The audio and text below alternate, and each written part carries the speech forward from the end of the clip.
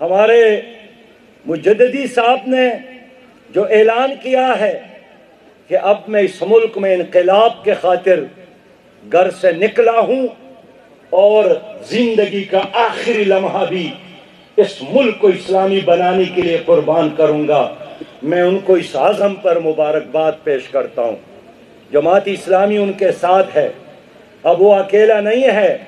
وہ جب عوام کے لیے لڑیں گے تو مٹیاری سے لے کر چترال تک لوگ ان کے پشت پہ کھڑے ہوں گے۔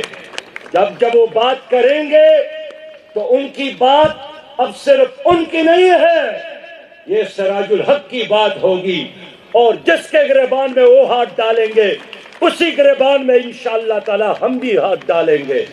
اب مظلوم اکیلے نہیں ہے، اب مظلوم تنہا نہیں ہے، اب ظالموں کو یا ظلم چھوڑنا پڑے گا یا یہ شہر چھوڑنا پڑے گا، یہ ظالموں کے لیے نہیں بنا ہے انشاءاللہ۔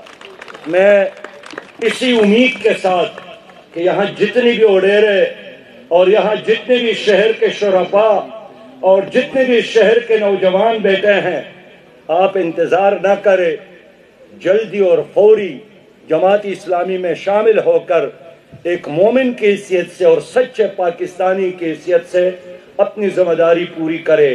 میں آپ کو یقین دلاتا ہوں انشاءاللہ کہ یہ جو مرکزی اور صوبائی حکومت نے سندھ کو سینڈوچ بنایا ہے، سندھ کو حقوق سے محروم رکھا ہے، سندھ کے گوٹوں اور دیہاتوں میں ان کی وجہ سے غربت ناچ رہی ہے، انشاءاللہ تعالی آپ ساتھ دیں گے، ہم ایک ایک پائی کا حساب ان کے ساتھ کریں گے انشاءاللہ تعالی۔ پاکستان کو اسلامی بنانا ہے اور پاکستان کو خوشحال بنانا ہے۔